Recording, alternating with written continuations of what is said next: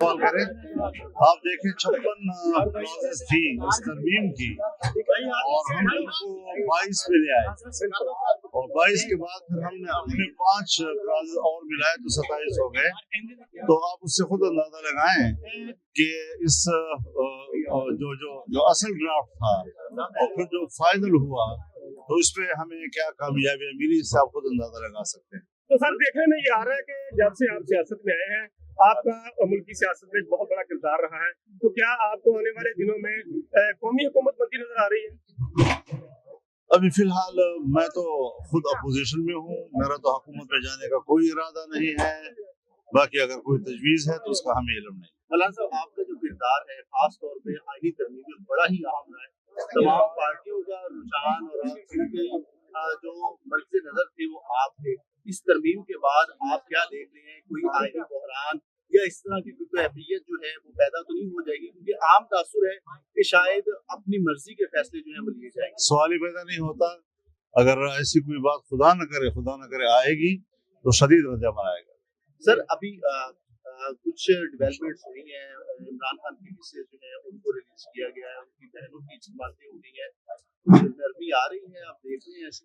ये खबर जिस तरह आपके पास आ रही है हमारे पास भी आ रही है और हम तो उसूली तौर पर न इंतकामी सियासत के कायल हैं, न किसी सियासतदान के खिलाफ मुकदमों के कायल हैं और न किसी जलसों पर तशद्दुद के कायल हैं, सियासी वर्करों की गिरफ्तारियों के हम कायल हैं।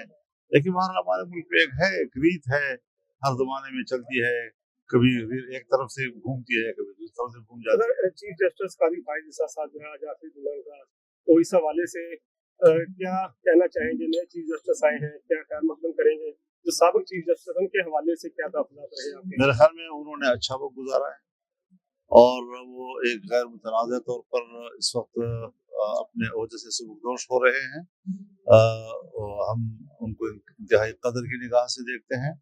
जो नए चीफ जस्टिस आए हैं, इस वक्त पार्लियामान का एक रोल सामने आ गया है जो मैं समझता हूँ कि आने वाले मुस्तकबिल में जो अदालतें जो है वो कभी इधर कभी उधर होती थी, अब पार्लियामान के किरदार के बाद अदलिया पर जो सवालात उठते थे उसका रास्ता बंद हो जाएगा। तो सर चूंकि ये हुकूमत और जो नए चीफ जस्टिस आए हैं मैं उनको खुशामदीद भी कहता हूँ, मुबारकबाद भी कहता हूँ और दुआ करता हूँ कि अल्लाह ताला कौम को इंसाफ दिलाने में उनकी मदद फरमाए। हुकूमतें जो तोड़ी जाती थी गैर आईनी तरीके से, मुख्तलिफ कभी अदलिया के जरिए कभी इस्टेब्लिशमेंट के जरिए, तो समझा जा रहा है कि ये नई आईनी तरमीम जो आई है वो अब रास्ता रुक गया है।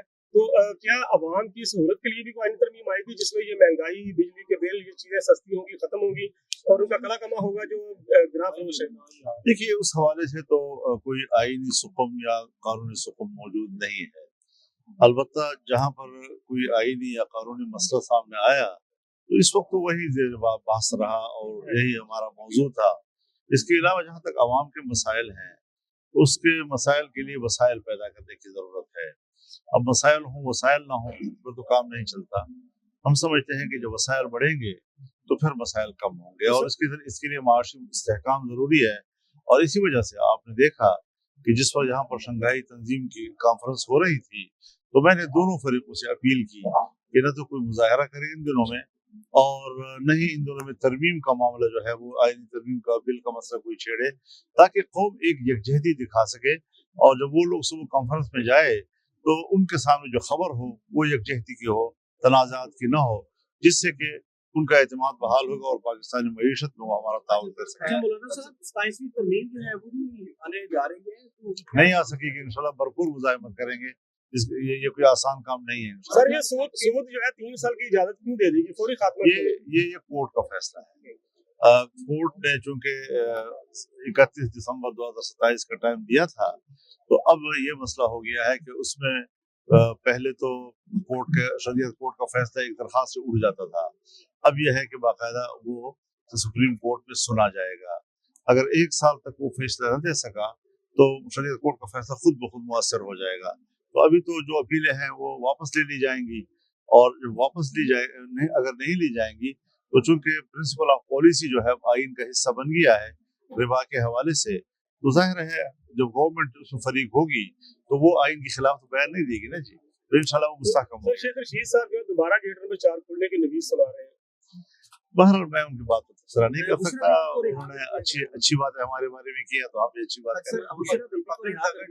सियासत है इसको आप किस तरह से देख रहे हैं? पिछले दिनों में कुछ पार्लियामेंटेरियंस थे, उनके मैसेज को जो है वो बहाल कर दिया गया।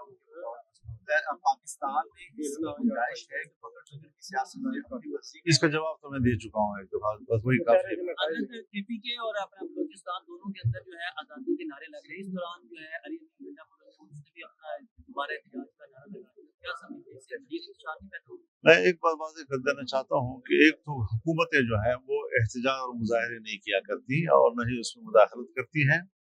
फिर मैं पंजाब पे चढ़ाई करूंगा, मैं विफाक पे चढ़ाई करूंगा, ये जो तस्वुर है ये खुद मुल्क को तकसीम करने के दरपे है। और एक सूबे को विफाक के मुकाबले में लाना या एक सूबे को दूसरे सूबे के मुकाबले में लाना, ये गैर सियासी सोच का मसला है। तो ये लोग सियासी नहीं है, इस वजह से इस किस्म की बातें कर जाते हैं। सर आपने भी तो कहा था कि जमीन गर्म कर देंगे उनके पाँव के नीचे की।